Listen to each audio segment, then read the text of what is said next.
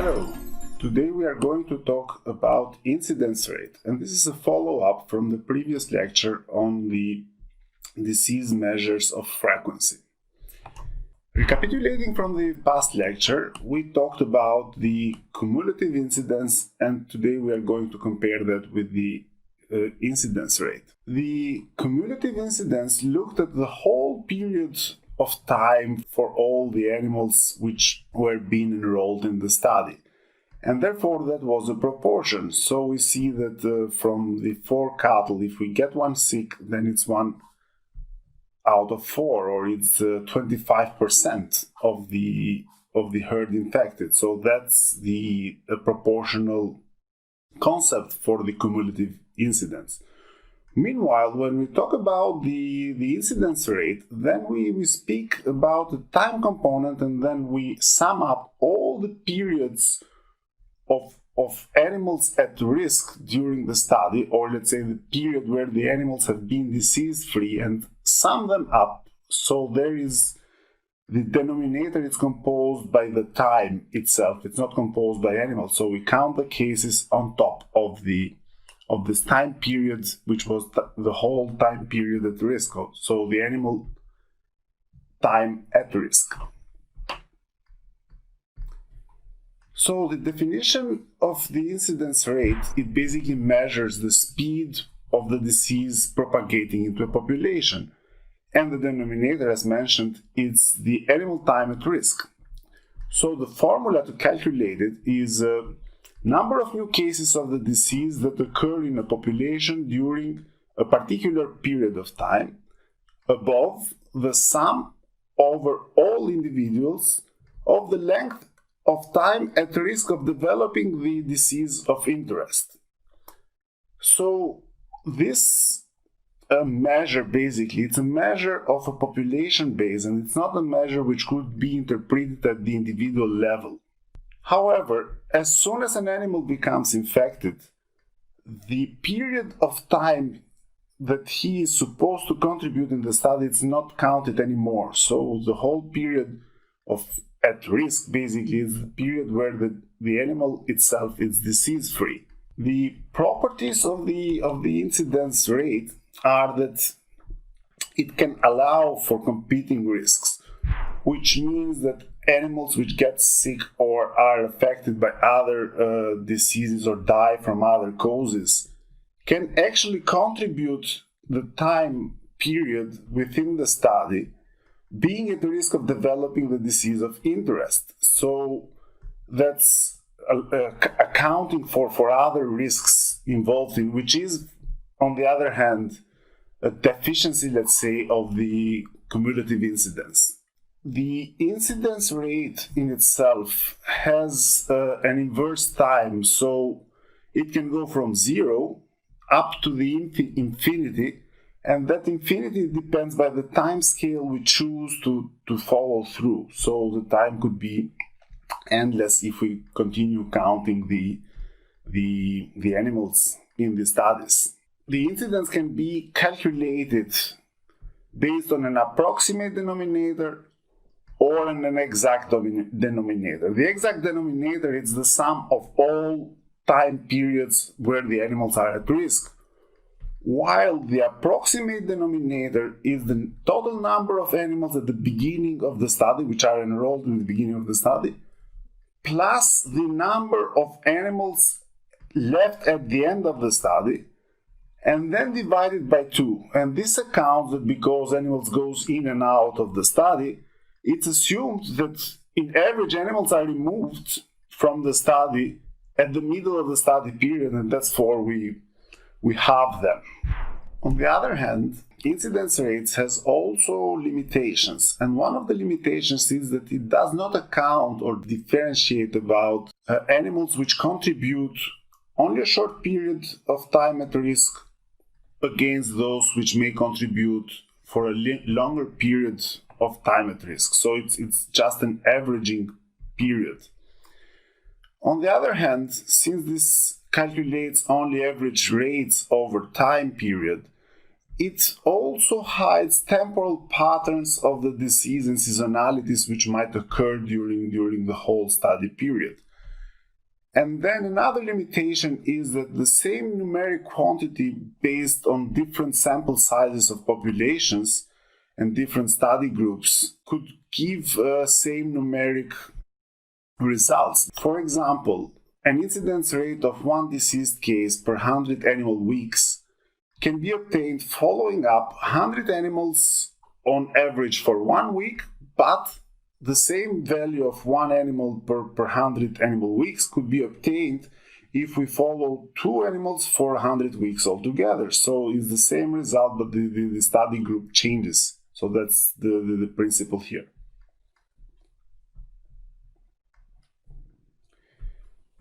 In order to make more clear, let's take an example as a study. In the study, we will follow up a flock of sheep for 12 months and count the cases and count the deaths caused by contagious agalactia, which is a disease that has been firstly recognized in the 1800s in Italy, and it was called maldicito, meaning disease of the place, and that was in reference to the ability to persist in an environment and contaminate newly introduced flocks into the pastures. And yes, there is a wolf in the picture, but we're gonna talk about him later on in the talk. Hypothetically, if we follow up the 10 animals for the 12 months, and these 10 animals never show the disease, we will end up having 12 months of time at risk per each of the animals. So in total, because we have 10 animals, we'll get 120 sheep months, which represent all the 10 subjects, and which all of them contributed 12 months of disease-free time at risk. However, that's not the case, because usually we are looking for a disease. So this is just hypothetically, if we would follow up and there no disease would show up, we'll end up with the 120 months sheep at risk. But we are looking at contagious agalactia, and we are looking for cases. And a case of the disease would be an animal which dies from the disease, and that's the definition for having count one case. And in the example we're having here, we start with the onset of the disease, and which is marked there by an O for the animal A, and with an X the period when it dies. So animal A had the onset of the disease in February and died in May. And in total, it contributed only 5 months of the time at risk. And that's because if we count the period, let's say in January, the animal was not sick, but still it was at risk of getting the disease. And then until it died, he was at risk of dying from the disease. And we sum up in the right column all the time at risk for that animal. We add 3 more cases in the diagram here, and we have the animal A, C, and I. And in total, these animals have 22 months, sheep months at risk. But we can add also 1 more, and then this is a case, but indeed the case died beyond the study period. So we would have the 3 cases A, C, and I, but not the G, because we said that the case definition is an animal which dies from the disease. Indeed, that the animal had the onset of the disease within the study period, but it did not die, so we don't count him as case. So we have 3 cases which goes into the numerator of the fraction. However, for different diseases and different duration of a disease, an animal could contribute to the study with different periods of time at risk, especially with diseases with short outcome and recovery, where the animal can get again or contract again the disease. So it can contribute in different slices and bits and pieces to the overall study, but that's not the case in here. In this example, we'll follow only with the cases which die from the disease. And then we have two more animals which never got the disease, so they have been followed up through the whole study, and then they contribute 12 months each because they never died from the disease.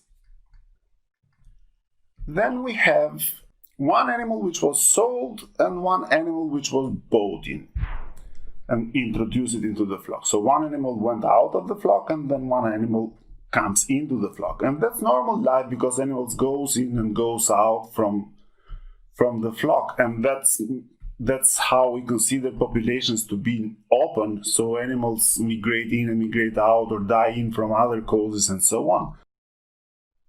If we follow through the other animals, we have one animal which was slaughtered by the farmer, and then the age animal was basically eaten by the big bad wolf that we saw there in the picture. So both cases in this example are considered competing risks. So animals which die from other diseases or die for a different cause are caused competing risks. And as we mentioned before, these animals contribute again to the time at risk of the total time at risk. So we would have for the animal F which was slaughtered, we would have 6 months. And for the sheep which was eaten by the wolf, we would have 5 months contributing to the total. And if we summarize now the whole flock followed up for the 12 months, we have for each of the animals with little numbers there in gray, the counted period of months at risk of contracting the disease or dying from the disease, basically. And then we have animal A, which has 1, 2, 3, 4, 5, and then animal B, which contributed with 12 months. Animal C, which was in the first 2 months not having the disease, but then it contracted the disease and then died at the 7th month, and so on. And then we have the sold animals, which was during the period where it was within the flock. It was at risk of dying from the disease. However, it never got the disease and was sold. And now we have animal E, which was brought into the flock, was brought into the bazaar and brought into the flock. And this animal was followed through in the study, not just from the beginning of the study, but it came in quite late, so it's contributing with 7 months, but 7 months from June. And that's to be kept in mind, because it's very important to know with how many animals we start with the study and with how many we end up. And so on with the animals F, which was slaughtered, animal G, which was sick but didn't die. Then we had animal H with 5 months, which was eaten by a wolf, and as we said, it's a competing risk in this case. And then animal I, which was having a very acute disease, but still has contributed as time at risk for 10 months in the study, and then animal J, which never got the disease. So in total, we have 18 months of sheep months at risk, which forms our denominator. And we had 3 cases which was dying from the disease, meaning we had 3 cases above 80 sheep months at risk, which gives us an incidence rate of 0.037 cases per sheep month. Or if we multiply by 100, we would have 3.7 new cases per 100 sheep months at risk. And this is how we calculate the exact method for estimating the incidence rate. If we see the approximate method, we said that we count the numerator, we include all new cases of the disease that occur into the population during a particular period of time. And then on the denominator, we add up the number at risk at the beginning of the study period plus the number at risk at the end of the study period. And if we remember, we had one animal which was bought in. So we didn't have 10 animals basically in the beginning of the study because the animal was bought in June. So we had 9 in the beginning and we had only 4 at the end, which was the 2 animals which never contracted the disease. There was 1 animal which was sick but didn't die and was not counted as a case. And there was this animal which was bought, so there was 4 at the end. So if we do the math and we say 3 on top of 9 plus 4, which makes 13 divided by 2, which is 6.5, times 12 months, then we get an estimate which is 0.038 cases per sheep month, which is very similar with the 0.37 cases per sheep month on the exact method. However, the exact and the approximate values are equal when the exact average period of risk for deceased animal is half of the period of the observation, so it's half of the period of the study. In this case, the approximate denominator overestimates the exact rate because the exact average period of risk of deceased animals is more than 6 months. So another concept involved with the time component of the incidence rate is the internal time component, which basically says that if we have measured in months, we could convert the incidence for years or for days or for millennia or for centuries or whichever time scale we would wish so.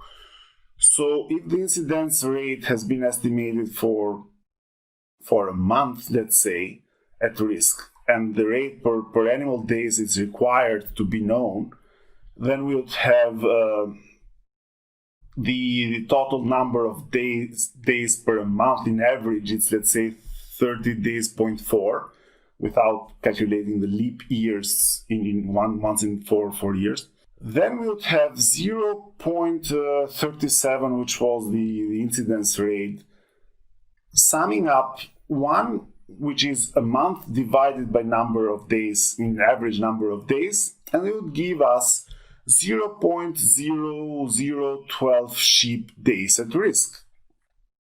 If we want to do it for years, let's say conversely, it would be 0.44 animals years at risk. Another important concept related to incidence rate is the waiting time. So let's take our incidence of 0.037 cases of sheep per month and then cancel out the cases and the sheep. And this can be done because basically cases in itself are sheep. So we cancel them out and then we are just left with months in the denominator, and the units would be 1 over months. And if we take the inverse of that, we would get 1 over 0.037 per 1 over a month, which equals basically to 27 months. And that means that we have to wait in average 27 months to see one death or one case caused by contagious agalactia. And that's, in other terms, the survival time. And on the survival time, we're gonna expand the concept in the next lecture. Till then, be safe and see you next time.